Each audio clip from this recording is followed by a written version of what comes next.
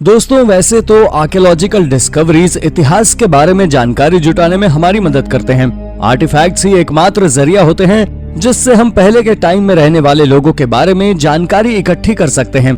लेकिन कुछ डिस्कवरीज ऐसी भी होती हैं जिन्हें देखकर साइंटिस्ट के भी होश उड़ जाते हैं। और आज हम आपको ऐसी ही 10 डिस्कवरीज के बारे में बताने जा रहे हैं जिसको साइंटिस्ट भी एक्सप्लेन नहीं कर पाए हैं। तो चलिए शुरू करते हैं आज की इस वीडियो को। Chinese coin in Britain. Medieval time में चाइनीज रेजिडेंट्स और ब्रिटिश आइल्स में कोई कनेक्शन तो था। सुनने में यह भले ही आपको अजीब लग रहा हो, लेकिन ब्रिटेन में मिले इन शैंग डायनेस्टी यानी 960 से 1127 के बीच के टाइम के 2 कॉइन्स के लिए एक यही पॉसिबल जस्टिफिकेशन दिया जा सकता है। इन कॉइन्स का इंग्लैंड में 2 अलग अलग जगहों पर मिलना इन्हें और भी मिस्टीरियस बनाता है। पहला सिक्का चेशायर में 2018 में, जबकि दूसरा हैम्पशायर में 2021 की शुरुआत में खोजा गया। चाइना के ये 2 कॉइन्स इंग्लैंड में कैसे आए? क्या सालों पहले चाइना और इंग्लैंड के बीच कोई कनेक्शन था? इन बातों पर साइंटिस्ट अब भी मौन हैं।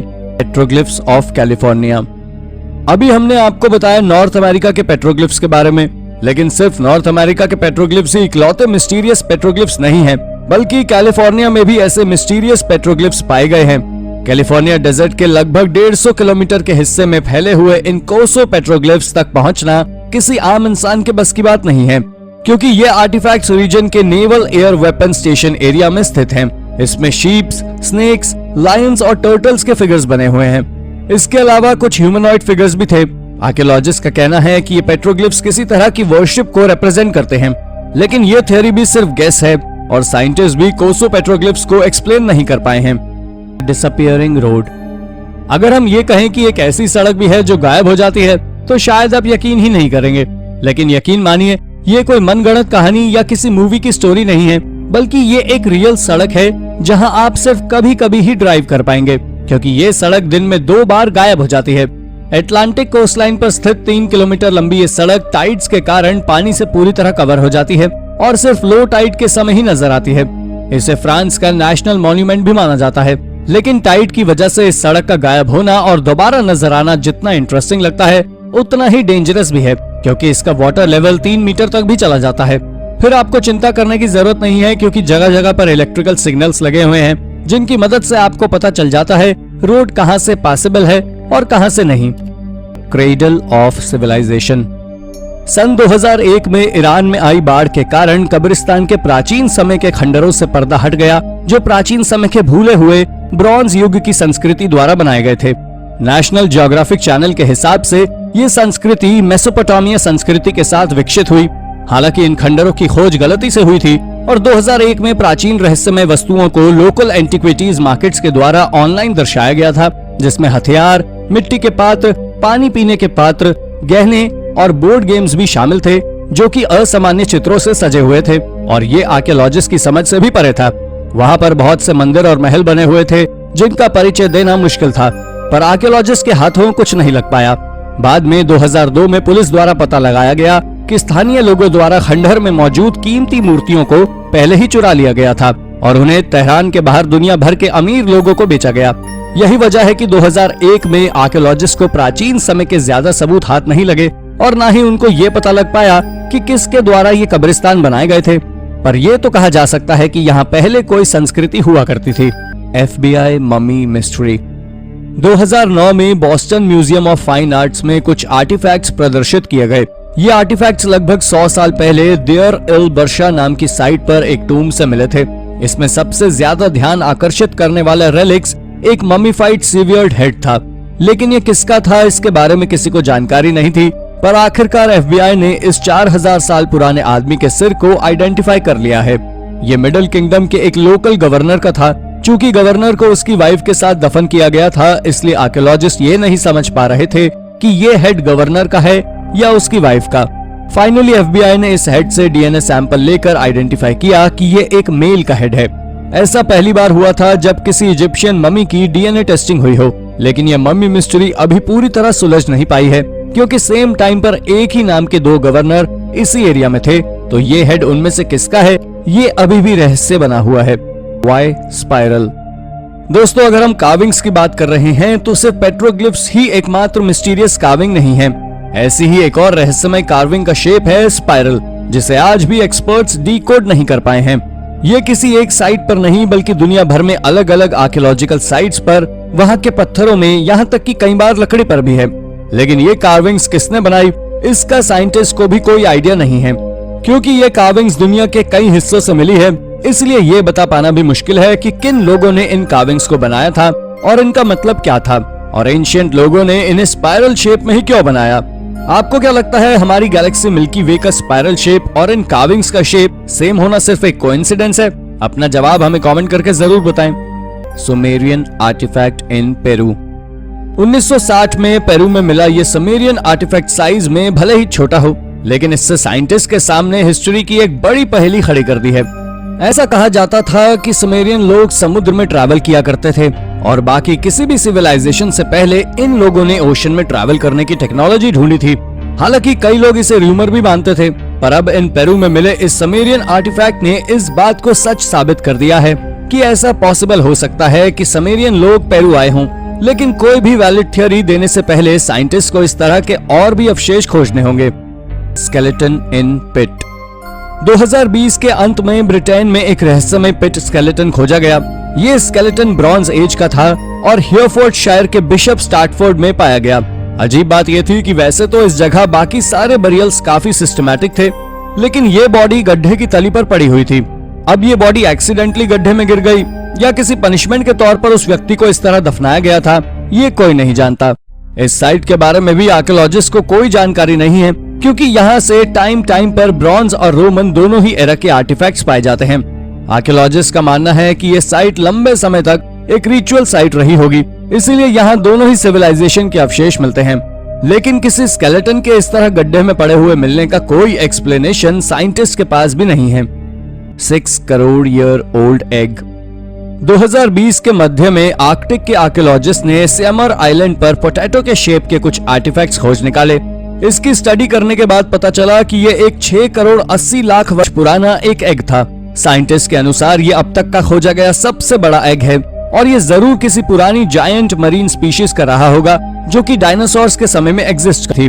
क्योंकि इस एग के अंदर किसी तरह का एम्ब्रायो नहीं निकाला है, इसलिए हम ये तो नहीं बता सकते कि ये क्रीचर कैसा दिखता रहा होगा। लेकिन आश्चर्य की बात यह है, अभी तक साइंटिस्ट को लगता था कि इस तरह के बड़े जायंट मरीन एनिमल्स अंडे नहीं देते बल्कि बच्चों को जन्म देते हैं, और इस डिस्कवरी ने पूरी रिप्रोडक्टिव थ्योरी को ही चेंज कर दिया। हालांकि अभी इसके बारे में कोई भी सटीक एक्सप्लेनेशन देने से पहले साइंटिस्ट को इस पर काफी स्टडी करनी होगी। Rare medieval knife.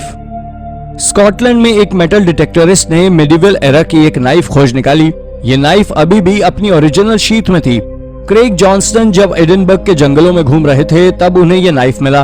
काफी रिसर्च के बाद उन्हें पता चला कि जिस जगह उन्हें ये मेडिवल नाइफ मिला था वो 1666 में हुई एक बैटल के किए एस्केप रोड का था। ये बैटल स्कॉटिश कवेनेंटर्स ने छेड़ी थी, जिन्हें चार्ल्स II की रिलीजियस पॉलिसीज पसंद नहीं थी। लेकिन बाद में इन रिबेल कवेनेंटर्स को मुंह की खानी पड़ी और बैटलफील्ड से भागना पड़ा, और उसी दौरान इस एस्केप रूट में किसी रिबेल कवेनेंटर्स की नाइफ छूट गई होगी। ये नाइफ काफी डेकोरेटेड थी। स्कॉटिश लॉ के हिसाब से अगर किसी मेटल डिटेक्टरिस्ट को कोई आर्टिफैक्ट मिलता है तो उसे वो आर्टिफैक्ट गवर्नमेंट को ही देना होगा। क्रेग ने भी यही किया। Carvings inside crater. सबसे बड़ा एस्ट्रॉइड क्रेटर साउथ अफ्रीका में है, जिसे रेटिफोर्ट इंपैक्ट साइट के नाम से जाना जाता है। ये करीब 290 मीटर चौड़ा है और लगभग 2 बिलियन वर्ष पहले एक एस्टेरॉइड के धरती से टकराने से बना था। लेकिन अभी ये आश्चर्यजनक खोज ये क्रेटर नहीं है, बल्कि इसके अंदर मिली रॉक कार्विंग्स हैं।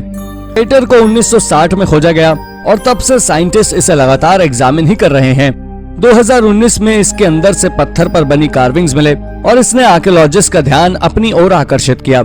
इसमें जानवरों आदि के चित्र बने हुए हैं और आर्कियोलॉजिस्ट का मानना है कि इन्हें यहाँ रहने वाले कोई शैन लोगों ने बनाया होगा। सबसे पुरानी कार्विंग 8000 साल पुरानी थी, जबकि सबसे नई सिर्फ 500 साल पुरानी, यानी ये लोग यहाँ हजारों सालों तक रहे थे। इन कार्विंग्स की सबसे अजीब बात ये थी कि इनको ऑल्टर किया गया था। कुछ एनिमल्स हेड के ऊपर दोबारा नए एनिमल हेड्स बनाए गए थे। इस ऑल्टरेशन की जरूर कोई न कोई वजह रही होगी, लेकिन वो वजह क्या थी ये हम अभी तक नहीं पता लगा पाए हैं। Giant footprint. ऑलमोस्ट हर प्राचीन सिविलाइजेशन के लोग जायंट्स में बिलीव करते थे। यहाँ तक कि आज भी बहुत से ऐसे लोग हैं जो मानते हैं कि एक समय पर विशालकाय लोग धरती पर थे। लेकिन कुछ लोग ऐसे भी हैं जो इस थ्योरी को नहीं मानते। उनका कहना है कि जायंट्स के धरती पर रहने का कोई एविडेंस नहीं मिला है, इसीलिए इस बात पर विश्वास नहीं किया जा सकता कि जायंट्स एग्जिस्ट करते थे। लेकिन ऐसा नहीं है कि जायंट्स के अवशेष मिले ही नहीं। अब पैलेक्सी रिवर के तट पर बने इन जायंट फुटप्रिंट्स को देखिए। ये 7 इंच चौड़ा और 13 फीट लंबा है और इस हिसाब से इसको बनाने वाले आदमी की हाइट लगभग 3 मीटर रही होगी। इसे स्टडी करने वाले एक्सपर्ट्स का कहना है कि ये फुटप्रिंट किसी फीमेल का था, क्योंकि आमतौर पर फीमेल्स की हाइट मेल से कम होती है। तो आप खुद अंदाजा लगा सकते हैं कि इस एरा में मेल्स की हाइट कितनी होती होगी।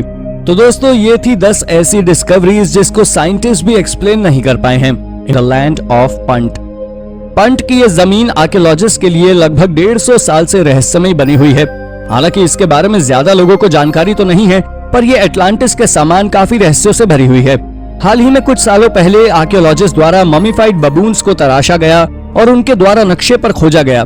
तब उन्होंने पाया कि असल में ये ममीफाइड बबून्स इजिप्ट में पाए जाते हैं, लेकिन इनका डीएनए वास्तव में विदेशी भूमि से आया था, जो कि पंट के नाम से जानी जाती है। हालांकि इतिहासकार इस भूमि के बारे में जानते थे, क्योंकि इसका उल्लेख प्राचीन मिस्र में लिखा गया था और उन्होंने इसे महान धन और शक्ति के एक आकर्षक स्थान बताया था।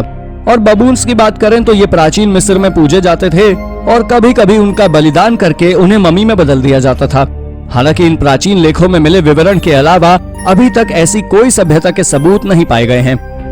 Emerald mining network. Egyptian Eastern Desert में हुए नई आर्कियोलॉजिकल एक्सकेवेशन में कुछ बहुत ही शॉकिंग चीजें सामने आई हैं। इस एरिया को पिछली सदी में एमराल्ड माइनिंग का हॉटस्पॉट माना जाता था, लेकिन 2018 से पहले यहाँ कोई बड़े एक्सकेवेशन कार्य नहीं हुए थे। लेकिन जब 2018 से 2020 के बीच आर्कियोलॉजिस्ट ने सिकाइट नाम की साइट पर फोकस किया, तो उन्हें ऐसे आर्टिफैक्ट्स मिले जिसे देखकर सभी हैरान रह गए। इनमें से एक स्ट्रक्चर एक बिल्डिंग थी। आर्कियोलॉजिस्ट के हिसाब से इसे 1st से 5th सेंचुरी के बीच में टेंपल की तरह इस्तेमाल किया जाता था। इसके अलावा यहाँ से 19 सिक्के, इंसेन बर्नर्स, आश्चर्यजनक फिगरिंस भी मिली हैं, जिन्हें देखकर ये लगता है कि इस मंदिर को रिलीजियस सेरेमनीज के लिए यूज किया जाता होगा। लेकिन सबसे अनोखी बात ये थी कि यह मंदिर एक बड़े कॉम्प्लेक्स का हिस्सा था, जिसे एमराल्ड माइनिंग के लिए यूज किया जाता था।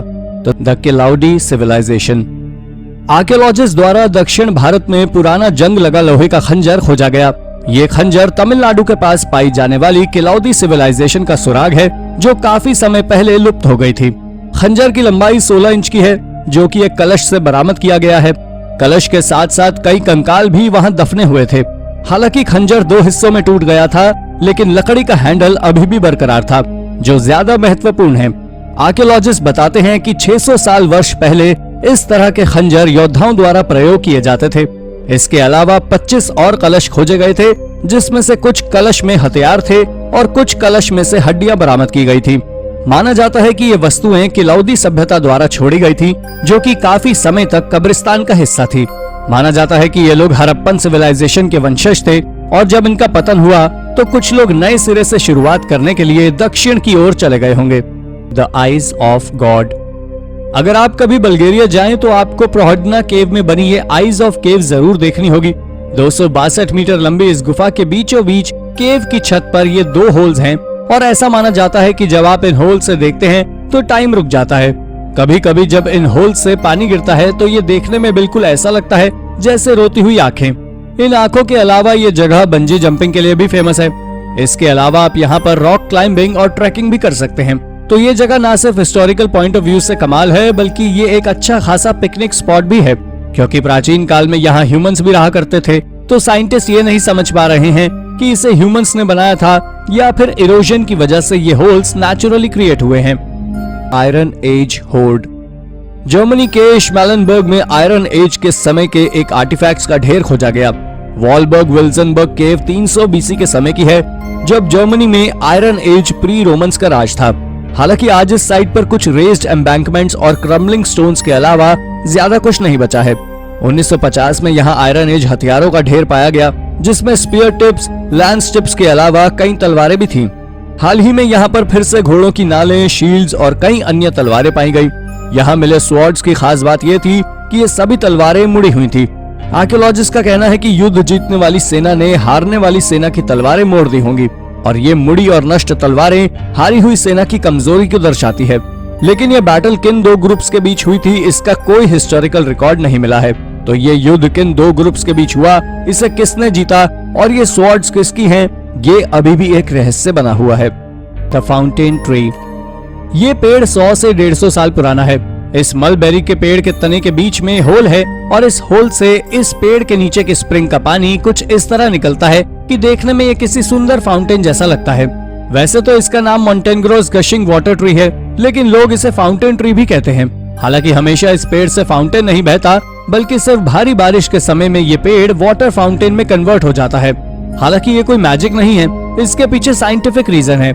इस पेड़ के नीचे एक स्प्रिंग बहती है और हैवी रेन के दौरान प्रेशर क्रिएट होने से पानी ऊपर आ जाता है और पेड़ के तने के होल से निकलकर वाटरफॉल जैसा बन जाता है। वॉर्निक मैन्युस्क्रिप्ट। वॉर्निक मैन्युस्क्रिप्ट दुनिया की सबसे रहस्यमय लिखित पन्नों में से एक है। ये एक इलस्ट्रेट कोडेक्स है जिसे अज्ञात लेखन प्रणाली में हाथ से लिखा गया है। जिस वेलम पर यह लिखा गया है वो 15वीं शताब्दी का है और शैलीगत विश्लेषण से संकेत मिलता है कि ये इतालवी पुनर्जागरण के दौरान इटली में रचा गया हो सकता है। इस मैन्युस्क्रिप्ट में वर्तमान में लगभग 240 पृष्ठ हैं, जो कि इस बात के प्रमाण है कि अतिरिक्त पृष्ठ गायब हैं। कुछ पेज अलग अलग आकार के फोल्डेबल शीट हैं। अधिकांश पृष्ठों में काल्पनिक चित्र या रेखा चित्र है, जिनमें से कुछ का रंग खराब है। मैन्युस्क्रिप्ट के कुछ हिस्सों में काल्पनिक पौधे, ज्योतिषीय प्रतीक आदि शामिल हैं। इस मैन्युस्क्रिप्ट का नाम पॉलिश पुस्तक डीलर विल्फ्रेड फोएनिच के नाम पर रखा गया है, जिन्होंने इसे 1912 में खरीदा था। इसके अर्थ और उत्पत्ति के रहस्य ने लोकप्रिय कल्पना को उत्साहित किया है, जिससे वो अध्ययन और अटकलों का विषय बन गया है। Nazca lines. दोस्तों, नाज़का लाइन्स दुनिया भर में प्रसिद्ध है, पर इनके वहां होने की वजह अभी भी एक रहस्य है। हालांकि एक्सपर्ट्स का मानना है कि ये विशाल जियोग्लिफ्स पेरू के लोगों द्वारा 2000 साल पहले बनाए गए थे। दोस्तों, आपको जानकर हैरानी होगी कि ये जियोग्लिफ्स इतने विशाल हैं कि इनको जमीन के स्तर से देखना मुमकिन ही नहीं है। और अगर आप इन जियोग्लिफ्स को देखकर समझना चाहते हैं तो आपको इन्हें ऊंचाई से देखना होगा। पर यह बहुत विचित्र और आश्चर्यजनक बात है कि उस समय लोगों के पास हवा में उड़ने की तकनीक नहीं हुआ करती थी, तो कैसे उन्होंने इन चित्रों के बीच सामंजस्य बनाकर इन्हें बनाया होगा। कुछ चित्रों में जानवरों की तस्वीर साफ दिखाई दे रही थी और कुछ चित्रों में भयानक पौराणिक जीव की झलक थी। ये चित्र रेगिस्तान में कई मील दूरी तक फैले हुए हैं और बहुत से तो ऐसे हैं जिनके बारे में कुछ भी बोल पाना बहुत मुश्किल है। Spanish crystal cubes. जब आप पहली नजर में इन क्रिस्टल क्यूब्स को देखेंगे तो आपको लगेगा ये मैन मेड ही होंगी, लेकिन ऐसा नहीं है। ये पूरी तरह नेचुरल है। स्पेन के नावेयुन में विक्टोरिया माइन का ये पाइराइट अपनी यूनिक शाइन के लिए फेमस है। इनकी शेप भी ऑलमोस्ट क्यूबिक होती है। रियोवा की इस लैंड पर अलग अलग समय में कई एंशिएंट सिविलाइजेशन रही हैं और इन्हीं सभी सिविलाइजेशंस के लोग न सिर्फ इन क्यूब्स को कलेक्ट करते थे बल्कि इन्हें यूज भी करते थे। 300 बीसी के समय में यहाँ रहने वाले लोग इन क्यूब्स को मैजिक के लिए यूज किया करते थे, जबकि रोमन लोग इन्हें मोज़ेक बनाने में यूज किया करते थे। मिडिवल टाइम्स में लोग इनका यूज मेडिसिन के तौर पर किया करते थे। हालांकि ये इतने शार्प होते हैं कि इन्हें खाना तो पॉसिबल नहीं होता, फिर भी मेडिसिन में इनका यूज कैसे होता था इसके बारे में साइंटिस्ट को कोई आइडिया नहीं है। आप वहां जाकर अपना क्रिस्टल लेकर भी आ सकते हैं। Mystery of King Tut's death. दोस्तों, आप सभी किंग टट के मकबरे में बारे में जानते ही होंगे और आप वहां की एक मान्यता से भी अवगत होंगे कि जो भी वहां पर प्रवेश करने की हिम्मत करता है तो उस पर श्राप लग जाता है। हालांकि ये बात जानकर आपको हैरानी होगी कि ये राजा अपनी मौत के समय महज 19 वर्ष का था। माना जाता है कि वो एक पराक्रमी फिरौन था, पर ये एक सोचने वाली बात है कि उनकी मौत इतनी छोटी सी उम्र में कैसे हुई थी। इसी रहस्य को सुलझाने के लिए 1968 में उनकी मम्मी पर रेडियोग्राफ किया गया और कुछ चौंकाने वाले अविश्वसनीय नतीजे देखने को मिले। आर्कियोलॉजिस्ट बताते हैं कि मृत्यु के पहले उनका पैर टूट गया था और सर पर भी काफी चोटों के निशान थे, जिससे ऐसा प्रतीत हो रहा था जैसे किसी के द्वारा उनकी हत्या की गई हो। बाद में परिवार और बाकी रिश्तेदारों के डीएनए की जांच के बाद जेनेटिक डिसऑर्डर भी पाया गया और मलेरिया होने की आशंका भी सामने आई है। हालांकि मौत की वजह पर तो कुछ निश्चित नहीं बोला जा सकता, पर इनकी मृत्यु के साथ मिस्र का 18वां राजवंश समाप्त हो गया था। एंटकाइथेरा मैकेनिज्म। 1901 में ग्रीस और क्रीट के समुद्र के बीच एक 2000 साल पुराना शिप रैक खोजा गया, जिसके अंदर वैज्ञानिकों को एक ऐसी मशीन मिली जिसने उनके होश उड़ा दिए। दोस्तों, इस मशीन का नाम था एंटिकाइथेरा मैकेनिज्म, जो कि पहली सदी में बनाई गई थी और वैज्ञानिकों द्वारा जब इसका अध्ययन किया गया तब उन्हें पता चला कि ये मशीन कोई मशीन नहीं बल्कि एक कंप्यूटर है, जो कि किसी उन्नत सभ्यता का उदाहरण है। हालांकि ये कंप्यूटर दिखने में आज के आधुनिक कंप्यूटर जैसा तो बिल्कुल नहीं था, पर यह तब भी आज से 2000 साल पहले के हिसाब से बहुत ही ज्यादा एडवांस था। सबसे हैरानी की बात तो यह थी कि इस प्राचीन कंप्यूटर का इस्तेमाल ग्रीस लोगों द्वारा एस्ट्रोनॉमिकल पोजीशन जानने के लिए किया जाता था। आज बहुत से जानकार और वैज्ञानिक कहते हैं कि इस कंप्यूटर की टेक्नोलॉजी बहुत ही ज्यादा उन्नत है और 200 साल पहले इसका निर्माण होना लगभग असंभव था। ऐसे में इसे किसने और क्यों बनाया, ये आज भी एक रहस्य है। थियोपैत्रा केव। लगभग 1,30,000 साल पहले थियोपैत्रा केव में ह्यूमंस रहा करते थे। यह आर्कियोलॉजिकल साइट ग्रीस के मेटियोरा में स्थित है। पिछले कुछ सालों में यहाँ कई एक्सकेवेशन कार्य किए गए थे। इन्हीं एक्सकेवेशंस के दौरान मिले एविडेंस के बेसिस पर आर्कियोलॉजिस्ट का कहना है कि मिडिल पैलियोलिथिक से नियोलिथिक एरा के टाइम में यहाँ पर अनइंटरप्टेड ह्यूमन हैबिटेशन हुआ करता था। इस केव में दुनिया की सबसे पुरानी दीवार है। साइंटिस्ट के अकॉर्डिंग ये वॉल 23,000 साल यानी लास्ट ग्लेशियल एज के टाइम बनाई गई थी। शायद इसे अर्ली इनहैबिटेंट ने मिट्टी और क्ले का यूज करके बनाया होगा। ये वॉल सबसे पुराना ह्यूमन मेड स्ट्रक्चर है। The Devil's Bible. Devil Bible को दुनिया की सबसे रहस्यमय और खतरनाक किताब माना जाता है, क्योंकि ये किताब किसने और क्यों लिखी थी इसके बारे में आज भी किसी को कोई जानकारी नहीं है। कागज के पन्नों की जगह इस बुक में चमड़े का इस्तेमाल किया गया है। 160 पेजेस की इस बुक का वजन 85 किलोग्राम है, यानी अकेले तो आप इस बुक को उठा भी नहीं पाएंगे। कहा जाता है कि 13वीं सेंचुरी में एक मॉन्क ने अपने वाउस को तोड़ दिया था, जिसके बाद उसे दीवार में चुनवाने की सजा दी गई थी और इससे बचने के लिए उसने एक रात में एक बुक लिखने का दावा किया।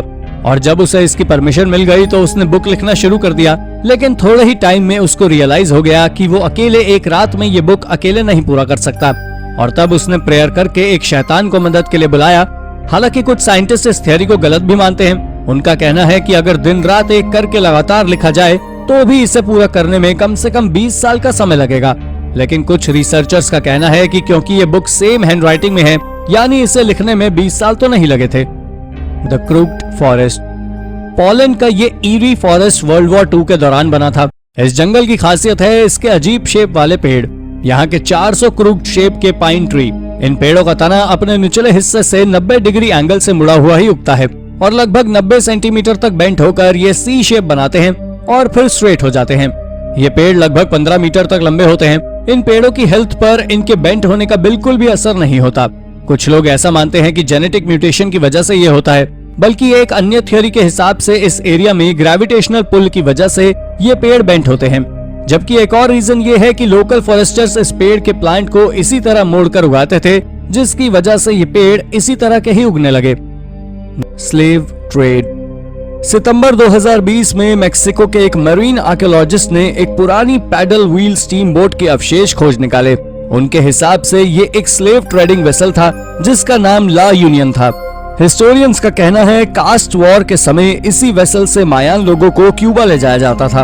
19वीं सेंचुरी के अंत तक स्लेव्स का व्यापार क्यूबा में इलीगल माना जाता था, लेकिन कुछ ट्रेडर्स फिर भी ला यूनियन जैसे ही बोट्स में मायान्स का व्यापार किया करते थे। पहले तो लोग ला यूनियन को मिथ समझते थे, लेकिन इस बोट का डिस्क्रिप्शन बिल्कुल ला यूनियन से मैच करता है। इसके अलावा ये भी 1861 में ही डूबा था। पेनिनसुला के युकाटन के सीसल कोस्ट पर ही डूबा था। तो क्या सालों पुरानी ये मिस्ट्री सुलझ गई है? एटलीस्ट साइंटिस्ट तो यही सोचते हैं। Civilisations in space. दोस्तों, आपने ये तो सुना ही होगा कि हमारे रिसर्चर्स अंतरिक्ष में जीवन की खोज कर रहे हैं, पर आपको जानकर हैरानी होगी कि वैज्ञानिकों का दावा है कि उन्होंने अपनी आकाश गंगा में प्राचीन सभ्यता की खोज कर ली है। एस्ट्रोनॉमी और स्टैटिस्टिकल मॉडलिंग का उपयोग करके कैलटेक के वैज्ञानिकों की टीम द्वारा हमारी आकाश गंगा में जीवन का संभव मॉडल बनाने की कोशिश की गई है और उन्हें समझ आया कि अन्य ग्रहों पर जो भी सभ्यताएं मौजूद थी वो पहले ही नष्ट हो चुकी हैं। अध्ययन के लेखकों ने कुछ प्रमुख कारकों जैसे कि हमारे अपने सूर्य और हमारी पृथ्वी जैसी ग्रहों के साथ साथ सुपरनोवा जैसी घातक गांगेय घटनाओं को देखा। फिर उन्होंने इस संभावना में तथ्य किया कि बुद्धिमान जीवन सही परिस्थितियों में विकसित होगा। एक निश्चित समय के बाद उन्नत सभ्यताओं की दुर्भाग्यपूर्ण प्रवृत्ति को अपने आप में जोड़ लिया। ये हमारी आकाश गंगा के गांगेय केंद्र से लगभग 13,000 प्रकाश वर्ष के आसपास सभ्यताओं के उभरने की संभावना को दर्शाता है। हमारे ग्रह की तुलना करने के लिए केंद्र से 25,000 प्रकाश वर्ष हैं। इसे सरल शब्दों में कहें तो वैज्ञानिकों ने निष्कर्ष निकाला कि अन्य सभ्यताएं शायद हमारी आकाश गंगा में मौजूद थीं, लेकिन वो पहले ही गायब हो गए। और वो कहते हैं कि अन्य सभ्यताएं अभी भी मौजूद हो सकती हैं। पेट्रिफाइंग वेल। ये वेल यूरोप के नॉर्थ यॉर्कशायर में स्थित है। अगर इस कुएं में कोई ऑब्जेक्ट डाल दिया जाए तो उसके ऊपर एक स्टोन जैसी परत चढ़ जाती है जो देखने में किसी एपोकलिप्स फिल्म जैसी लगती है। सदियों तक लोग ऐसा मानते थे कि इस कुएं को किसी डेविल का शाप मिला था। इसका शेप भी देखने में किसी स्कल जैसा लगता है। और लोगों का मानना था अगर वो कुएं को टच करेंगे तो वो भी पत्थर के बन जाएंगे। कुछ मॉडर्न साइंटिस्ट ने इस कुएं के पानी का सैंपल लिया और बाद में पता चला कि इसमें मिनरल्स खासकर कैल्साइट का लेवल काफी हाई है, जिसकी वजह से इसके पानी में पड़े किसी भी ऑब्जेक्ट पर एक स्टोन जैसी कोटिंग हो जाती है। अगर कोई ऑब्जेक्ट लंबे समय तक पड़ा रहे तो ये कोटेड शेल काफी हार्ड भी हो जाता है। The Devil's Finger. हमारी पिछली स्टोरीज की तरह ये किसी डेविल या कर्स की कहानी नहीं है, बल्कि ये एक फंगस है जिसे कॉमनली डेविल्स फंगस के नाम से जाना जाता है। वैसे ओरिजिनली अमेरिका में पाया जाता है और वहाँ इसे ऑक्टोपस फंगस के नाम से जाना जाता है, लेकिन ग्लोबल वार्मिंग बढ़ने की वजह से ये यूरोप में भी काफी कॉमन हो रहा है। इसकी बॉडी स्टारफिश जैसी होती है, जिसमें 6 या 8 आर्म्स होती हैं और इसका कलर ब्राइट रेड होता है। इससे बहुत गंदी स्मेल आती है, बिल्कुल सड़े हुए मीट जैसी स्मेल, तो इसे देखना आपके लिए कोई प्लेजरेबल अनुभव नहीं होगा। Petroglyphs of north America. North American continent पर यूरोपियंस के आने से बहुत पहले लाइफ स्टार्ट हो गई थी। हालांकि आज हमारे नॉर्थ अमेरिका की फर्स्ट सेटलर्स से पहले की ज्यादातर सिविलाइजेशंस और उनके कल्चर्स का डॉक्यूमेंटेशन कर लिया है, लेकिन रे ओयो के लियो पेट्रोग्लिफ आज भी हमारे लिए रहस्य बने हुए हैं। आज भी हम ये नहीं जानते कि इन्हें किसने और कब बनाया था। असल में ये पेट्रोग्लिफ 40 अलग अलग इमेजेस का कलेक्शन है, जिसमें ह्यूमंस, बर्ड्स और एनिमल्स के फिगर्स बने हुए हैं। इसके अलावा इसमें कुछ ऐसी इमेजेस भी हैं जिनको समझ पाना काफी मुश्किल है, जैसे कि एक सींग वाली ह्यूमन जैसी आकृति जो कि शायद सुपर नेचुरल पावर का सिंबल रहा होगा। आर्कियोलॉजिस्ट का अनुमान है कि शायद इन पेट्रोग्लिफ्स को फोर्ट एंशिएंट लोगों ने बनवाया था, लेकिन इस थ्योरी के सपोर्ट में कोई एविडेंस नहीं मिला, इसलिए ये सिर्फ एक गेस ही है। Sunken park. वैसे तो आपने बहुत से अलग अलग पार्क्स देखे होंगे, लेकिन ये पूरी तरह पानी में डूबा हुआ पार्क आपका मन मोह लेगा। ऑस्ट्रिया में एक ग्लेशियर के पिघलने से एक पूरा का पूरा पार्क लेक के पानी के अंदर डूब गया। इसमें पाथवेज, पेड़, यहाँ तक कि ब्रिजेस भी हैं। ये पार्क लगभग पानी में 10 मीटर नीचे डूब गया है। हालांकि अब नए रेगुलेशंस के चलते आप लेक में डाइव करके इस अंडर वाटर पार्क को देखने नहीं जा सकते, लेकिन उन डाइवर्स के द्वारा लिए गए वीडियोस को जरूर देख सकते हैं जो रिस्ट्रिक्शन से पहले इसे देखने गए थे। Black Sam Bellamy. Black Sam Bellamy एक अंग्रेज सेलर थे जो पायरेट बन गए। 1715 में उसने क्रू को इकट्ठा किया और कैरेबियन सागर में ट्रैवल करना शुरू किया। वो स्पेनिश खजाना चुराकर अमीर बनना चाहता था। उसने कुल 45 शिप्स लूटे थे। उसे समुद्र का रॉबिन हुड भी कहा जाता था। वो अमीर शिप्स को लूटता था और उसके बाद स्लेव्स को अपने शिप पर काम दे देता था। इस तरह की उदारता उस समय में बहुत रेयर थी। उसका शिप वायदा केप कोड के पास एक तूफान में फंसा और डूब गया। इसके साथ ही सैम बेलमी, उसका क्रू और खजाना सब डूब गया। बेलमी की बॉडी कभी खोजी नहीं गई। वायदा को 1982 में केप कोड में पाया गया था। हाल ही में इससे 6 स्केलेटन पाए गए हैं। आर्कियोलॉजिस्ट इनको स्टडी कर रहे हैं और उनका अनुमान है कि इनमें से एक स्केलेटन बेलमी का हो सकता है। The Maya dog trade. हाल ही में ग्वाटेमाला की एक एंशिएंट माया साइट पर मिले एनिमल्स की बोन्स को और टीथ पर हुई एक स्टडी में सामने आया है कि यहाँ पर अमेरिका में सबसे पहले डॉग ट्रेड होता था, यानी माया लोग कुत्तों के सबसे पहले ट्रेडर्स हुआ करते थे। इसके अलावा 3000 साल पुरानी इस साइट पर एनिमल सैक्रिफाइस के भी अवशेष मिले हैं। हालांकि एनिमल्स को पालने के सुराख तो करीब 9000 साल पहले से मिलते हैं, लेकिन एशिया और यूरोप के देशों में अमेरिका के लोग तब खेती किया करते थे। यहाँ तक कि इन एनिमल्स की डाइट भी कॉर्न बेस्ड होने के सबूत मिले हैं। आर्कियोलॉजिस्ट का कहना है कि ये लोग इन एनिमल्स का यूज खेती या अपने भोजन के लिए नहीं, बल्कि सिर्फ सैक्रिफिशियल यूज के लिए करते थे, यानी मायान्स इन जानवरों को सिर्फ बलि देने के लिए ही पाला करते थे। The coffin birth. अब हम आपको अब तक की सबसे शॉकिंग डिस्कवरी के बारे में बताने जा रहे हैं। हाल ही में आर्कियोलॉजिस्ट को ऐसे अवशेष मिले हैं जिसके हिसाब से इस औरत ने बच्चे को कॉफिन के अंदर जन्म दिया था। ये एक मिडीवल ग्रेव है और ये अवशेष या तो 7th या फिर 8th सेंचुरी के हैं, जब प्रेग्नेंट औरत की मौत हुई और उसे उस इमाला के छोटे से इटालियन टाउन में दफन कर दिया गया। और जब 2002 में आर्कियोलॉजिस्ट ने इस कब्र को खोजा तो इसमें बच्चे के शरीर के अवशेष भी थे। औरत ने मरने के बाद इस बच्चे को जन्म दिया था। आर्कियोलॉजिस्ट के अनुसार इस औरत की उम्र 25 से 35 साल के बीच थी और अपनी गेस्टेशन के 38वें हफ्ते में थी। इस औरत के स्कल में एक छोटा सा होल भी मिला है जो ट्रिपेनेशन नाम की एक तरह की सर्जरी के दौरान किया जाता था, जो कई तरह की बीमारियों में की जाती थी। आर्कियोलॉजिस्ट का कहना है या तो इस औरत की मौत सर्जरी की वजह से हुई होगी या फिर उस बीमारी से जिसकी वजह से ये सर्जरी की गई थी। App brains. जर्नल साइंस में पब्लिश एक स्टडी के हिसाब से अर्ली ह्यूमंस का ब्रेन बिल्कुल एप्स यानी लंगूरों जैसा होता था और स्टडी में ऐसा पाया गया है कि इंसानों ने सिर्फ 15 लाख साल पहले ही थिंकिंग स्किल्स डेवलप की है। इसका मतलब होमोजेनिस के डेवलप होने के सिर्फ 10 लाख साल पहले। साइंटिस्ट ने दुनिया भर में लगभग 40 एंशिएंट फॉसिलाइज्ड स्कल्स और एप्स के स्कल को कंपेयर किया, तब जाकर उन्होंने ये कंक्लूजन निकाला था। हालांकि ये स्टडी भी इतनी आसान नहीं थी, क्योंकि ह्यूमन ब्रेन फॉसिलाइज नहीं होता, इसीलिए उसे स्टडी करने का एकमात्र तरीका है स्कल्स पर बने ब्रेन के इम्प्रिंट्स। लाइफ साइंसेस के हिसाब से ह्यूमन ब्रेन का फ्रंटल लोब यानी कि वो हिस्सा जो कॉम्प्लेक्स टास्क को परफॉर्म करता है, यानी कि टूल यूज, लैंग्वेज वगैरह को समझता है, वो ऑस्ट्रेलोपिथेकस से होमो के ट्रांजिशन के बीच डेवलप हुआ, जो कि लगभग 2,80,000 साल पहले हुआ था। मॉडर्न सीटी स्कैन टेक्निक से साइंटिस्ट ने ह्यूमन स्कल से अंदर का स्ट्रक्चर का ब्लूप्रिंट बनाया और वो ये बताने में सफल हुए कि होमो इरेक्टस का फ्रंटल लोब एप्स जैसा ही होता था। Mystery sphere. बोस्निया में एक जायंट साइज की स्फेरिकल बॉल मिली है। इसका साइज इतना बड़ा है कि अभी तक इसका आधे से कम हिस्सा भी बाहर ही नहीं निकाला जा सका है। आर्कियोलॉजिस्ट का कहना है कि अगर हम इसे पूरी तरह बाहर निकाल लें तो ये अतीत के कई रहस्यों को सुलझा सकता है। इसकी एक्सपेक्टेड रेडियस 1.2 से 1.5 मीटर के बीच मानी जा रही है। जब इसे खोजा गया था उस समय ये ब्रिटेन की सबसे बड़ी स्फेरिकल शेप की आकृति थी।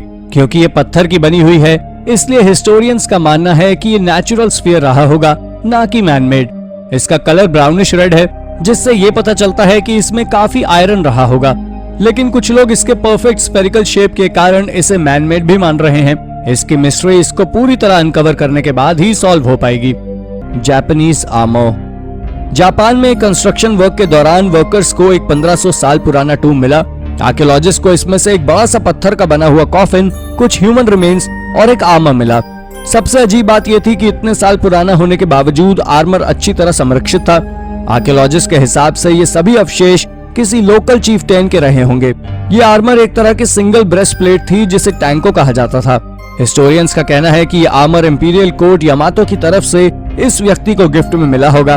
उनका अनुमान है कि ये टूम जिस भी व्यक्ति के हैं वो जरूर उस समय का पावरफुल लीडर रहा होगा जो इंपीरियल कोर्ट को डायरेक्टाइज करता था।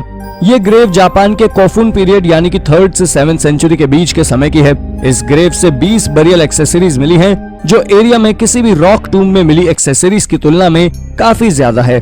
एक्रोटरी द रियल एटलांटिस। सेंटोरिनी के ग्रीक आइलैंड पर मौजूद एक्रोटरी का 3600 साल पुराना प्राचीन शहर, जो कि एटलांटिस के वास्तविक जीवन को दर्शाता है। पर क्या आपको पता है कि ये शहर पहले काफी लोगों से भरा रहता था, लेकिन 1650 बीसी में हुए एक ज्वालामुखी विस्फोट के कारण पूरा शहर तहस नहस हो गया और वहां से जीवन पूरी तरह से हट गया। आर्कियोलॉजिस्ट का मानना है कि यहाँ मिनोअन सिविलाइजेशन हुआ करता था, पर ज्वालामुखी से निकलने वाली राख इतनी मोटी थी कि इसने 2 साल तक ग्रह की परिक्रमा लगाई और पूरे धरती के तापमान पर इसका बहुत गहरा प्रभाव पड़ा, जिससे आप अंदाजा लगा सकते हैं कि वहाँ पर मौजूद सभ्यता पर इस विस्फोट का क्या परिणाम हुआ होगा। हालांकि वहाँ पर मौजूद राख में विभिन्न प्रकार के आर्टिफैक्ट्स और एक समृद्ध राज्य के कुछ अवशेष पाए गए, जिससे पता चलता है कि वहाँ पर रहने वाले लोग बहुत ताकतवर और अमीर हुआ करते थे। द नेराजिक सिविलाइजेशन। अगर हमें इस सिविलाइजेशन के बारे में कुछ भी पता चलता है तो ये कोई बहुत बड़ा चमत्कार ही है, क्योंकि कोई भी सुराग नहीं छूटे थे इस सभ्यता के बाद, और जो भी सबूत मिले हैं वो भी गलती से। हालांकि हम नहीं जानते कि उस समय के लोग खुद को क्या बुलाया करते थे, वो कैसे रहते थे और वो विश्वास किस पर करते थे। लेकिन प्राचीन समय के दूसरे सिविलाइजेशन के लोगों द्वारा लिखी गई टेस्टिमोनी से हम सिर्फ इतना ही जान पाए हैं कि नेराजिक सिविलाइजेशन असल में कोई सभ्यता थी। कई लोगों द्वारा माना जाता है कि आज जो सार्डिनिया है उसमें नेराजिक सिविलाइजेशन समृद्ध हुई थी। रोमन द्वारा एक लिखित गवाही से पता चलता है कि नेराजिक सिविलाइजेशन कई सैकड़ों साल पहले ही नष्ट हो गया था। जब रोमन का साम्राज्य वहां तक पहुंचा तब तक वहां नेराजिक सिविलाइजेशन जैसी कोई भी सभ्यता नहीं थी, पर यह किसी को नहीं पता कि यह सभ्यता किसी आइलैंड पर थी या कोई अन्य जमीन पर, जिस कारण ये आज भी बहुत से लोगों के लिए एक रहस्य बनी हुई है। उरार्टू कासल। पूर्वी टर्की में एक अभियान के दौरान वैज्ञानिकों द्वारा गलती से एक प्राचीन महल के कुछ अवशेष खोजे गए, जो कि लगभग 8200 फीट की ऊंचाई पर एक पहाड़ पर स्थित थे। और क्या आपको पता है कि इस खोज के बाद आर्कियोलॉजिस्ट भी दंग रह गए जब उन्होंने प्राचीन दीवारों को देखा कि वहां पर चीनी मिट्टी के बने पात्र के कुछ टुकड़े भी मौजूद थे, जहां से महल थोड़ी दूरी पर स्थित था, जिसमें नींव के अलावा कुछ और मौजूद नहीं था। माना जाता है कि यह महल 2800 साल पुराना है और यहाँ पर उरार्टू सिविलाइजेशन का कब्जा हुआ करता था। ये सभ्यता उराटू के साम्राज्य और वैन के साम्राज्य के नाम से जानी जाती थी। माना जाता है कि इनका जीवन काल भी काफी छोटा था। ये सभ्यता 860 बीसी में आई थी और लगभग 590 बीसी में लुप्त हो गई थी। खैर, आज तक कोई नहीं जानता कि ये सभ्यता कैसे लुप्त हुई थी। Entirely new species. आर्कियोलॉजिस्ट की एक टीम दक्षिण अफ्रीका की एक गुफा में खोज कर रही थी। उसी दौरान उन्हें गलती से वहां कुछ ऐसा मिला जिसके होने के बारे में पहले सोचा नहीं गया था। उन्होंने देखा कि वहां एक पूरा सिविलाइजेशन हुआ करता था और इंसान की कोई अलग और विचित्र स्पीशी वहां पाई जाती थी। जैसा कि हम सब जानते हैं कि इंसानों का इवोल्यूशन पूर्वी अफ्रीका से हुआ था लगभग 200 से 300 हजार साल पहले। क्या आपको पता है कि इससे भी पहले लगभग इंसान जैसे दिखने वाली प्रजाति पाई जाती थी जिन्हें होमिनिन्स के नाम से जाना जाता था। वास्तव में तो ये प्रजाति मॉडर्न इंसानों की प्रजाति के साथ ही में पाई जाती है। एक बहुत बड़ी palaeo anthropologist doctor Li burger ने गलती से कंकाल की हड्डियों के कुछ टुकड़े को देखने के बाद इस राइजिंग स्टार गुफा की खोज शुरू कर दी और उन्होंने इन टुकड़ों को होमो नैलिडी का नाम दिया, जो कि इंसान के कोई पूर्वज जैसा प्रतीत हो रहा था। एक्सपर्ट्स बताते हैं कि ये प्रजाति बहुत हद तक इंसानों जैसी दिखती है, पर इनका कद काफी छोटा है। छोटा सर और चेहरा इंसानों से काफी अलग था। एक विचित्र और मजेदार बात तो ये है कि ये 300 हजार साल पहले पाए जाते थे, मतलब होमो सेपियंस के साथ साथ ही। Ancient Colombian tribes. इंग्लैंड और कोलंबिया से आर्कियोलॉजिस्ट की टीम ने अमेज़न रेन फॉरेस्ट की गहराई में जाकर कुछ ऐसी खोज कर डाली जिसे देखकर वो खुद चौंक गए। उन्होंने देखा कि वहां पर हजारों विचित्र सी तस्वीरें मौजूद हैं, जो लगभग 8 मील की चट्टान पर बने हुए थे। एक्सपर्ट्स बताते हैं कि ये चित्र हिमयुग के समय के हैं और वो एक ऐसी सभ्यता को दर्शाते हैं जो हजारों वर्ष पहले लुप्त हो गई थी। मार्क रॉबिन्सन, जो कि एक रिसर्चर हैं, उनका कहना था कि जंगल में मौजूद कलाकृतियों की अफवाहें थी, लेकिन सामाजिक अशांति ने इस क्षेत्र को सीमा से बाहर कर दिया था। लेकिन फिर टीम ने एकजुट होकर जंगल में जाने का फैसला किया और खुशी की बात यह है कि उनको निराश नहीं होना पड़ा। एक्सपर्ट्स बताते हैं कि रेडियो कार्बन डेटिंग के हिसाब से ये चित्र लगभग 12,500 साल पहले कोलंबिया के अमेज़न जंगल में आने वाले मनुष्य की सबसे पहली संस्कृति द्वारा बनाई गई थी। इन चित्रों के अलावा उन मनुष्यों के बारे में भी कोई और सबूत नहीं पाए गए और न ही कोई जान पाया कि इन्हें क्या कहकर पुकारते थे। Civilisation under the ice. Antarctica की बर्फ के नीचे एक बहुत ही विचित्र और अविश्वसनीय खोज रिसर्चर्स द्वारा की गई, जिसमें उन्होंने दावा किया कि बर्फ के नीचे एक ऐसे शहर की खोज की गई जो कि बहुत समय पहले लुप्त हो चुका था। वैज्ञानिकों का कहना है कि वर्तमान में एंटार्क्टिका महाद्वीप की बर्फ में केवल वैज्ञानिक ही रहा करते हैं, लेकिन एक सिद्धांत के दावे के अनुसार प्राचीन लोग न केवल एक बार एंटार्क्टिका में रहा करते थे, बल्कि वहां पर एक पूरी सभ्यता मौजूद थी। इसी बात को साबित करते हुए एक संकेत सामने आया, जिसमें इंटरनेट खोजी लोगों ने गलती से तुंद्रा से चिपके हुए एक पिरामिड की खोज की थी और एक्सपर्ट्स का कहना है कि ये एक बहुत बड़ा सबूत जो साबित करता है कि यहाँ पर लोगों का निवास हुआ करता था। ये पिरामिड्स काफी बड़े आकार के हैं, जो कि अब बर्फ के नीचे छुपे हुए हैं। कुछ सिद्धांतों के हिसाब से जैसे जैसे अंटार्कटिका की बर्फ जमती जा रही है, वैसे वैसे लोगों ने भूमिगत शहरों का निर्माण करना शुरू कर दिया है। The Valley of Wells. अगर आप सभी को लगता है कि सहारा में सिर्फ नदी ही मौजूद थी, तो शायद आप गलत हो, क्योंकि एक समय सहारा रेगिस्तान में समुद्र भी हुआ करता था। और ऐसा इसलिए क्योंकि मिस्र की वादी अल हितान में खोए हुए टेथिस महासागर के प्रमाण मिल सकते हैं। आप सभी को जानकर आश्चर्य होगा कि इस जगह को व्हेल घाटी के रूप में जाना जाता है, क्योंकि यहाँ व्हेल के जीवाश्म मिले हैं जो कि 50 फीट लंबे हैं। दोस्तों, फिलहाल इन जीवाश्म पर वैज्ञानिकों द्वारा अध्ययन किया जा रहा है, जिस वजह से कोई नहीं जानता कि आखिर ये व्हेल के जीवाश्म उस जगह आए कैसे। हालांकि अगर समुद्र की थ्योरी सही है, तब इनका उस जगह मिलना उचित है, वरना ये भी एक रहस्य ही है। Gobekli Tepe. दोस्तों, क्या आपको पता है कि गोबेकली टेप दुनिया की सबसे पहली संरचना मानी जाती है और इस रहस्यमय गोबेकली टेप को सन 1994 में तुर्की के अंदर खोजा गया था। जब इसकी और भी गहरी खुदाई की गई, तब जमीन के अंदर गोलाकार मंदिर बना हुआ था, जिसे पत्थर के खंभों से बनाया गया था। यहाँ मिले साक्ष्यों के आधार पर कहा जाता है कि ये मंदिर आज से करीब 13,000 साल पुराना है, जो कि इस बात को और भी ज्यादा रहस्यमय बनाता है कि इसे कैसे बनाया गया, क्योंकि जिस समय इसका निर्माण हुआ तब मानव सभ्यता के पास खुदाई तक के औजार नहीं हुआ करते थे।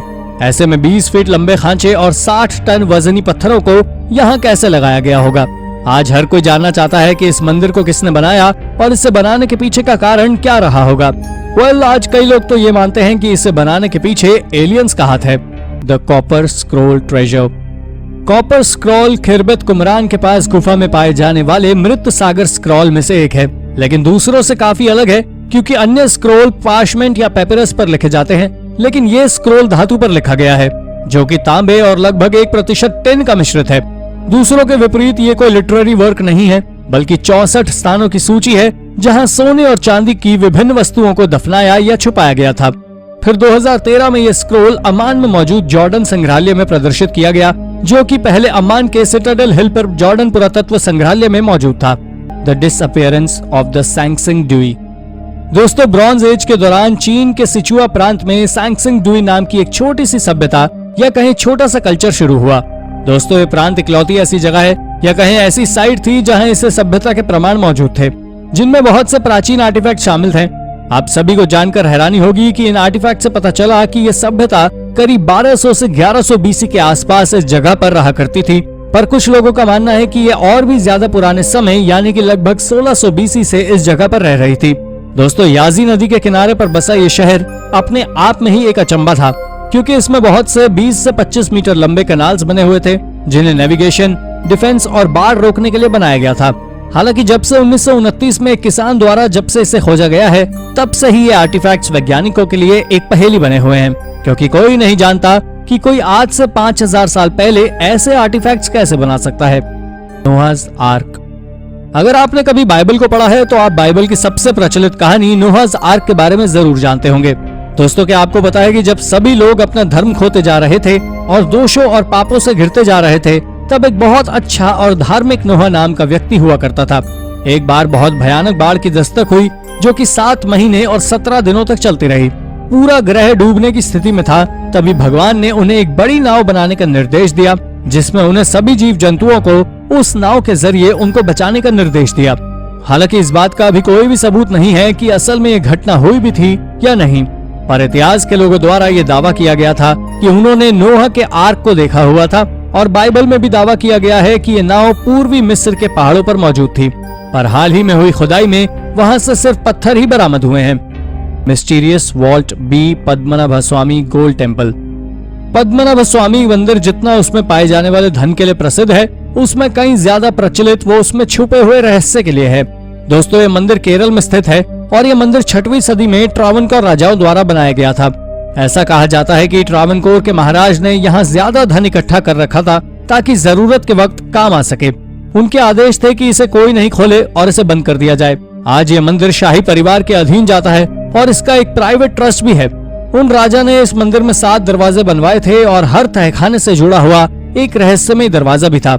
साल 2011 में सुप्रीम कोर्ट ने इस मंदिर के तहखाने के दरवाजे को खोलने का फैसला लिया, और जब उसे खोला तो इसमें से बहुत अजीब और बेहद कीमती खजाना निकाला, जिसमें हीरे जवाहरात थे, और 6 दरवाजे तक तो सरकार इसे खोलने में सफल हुई।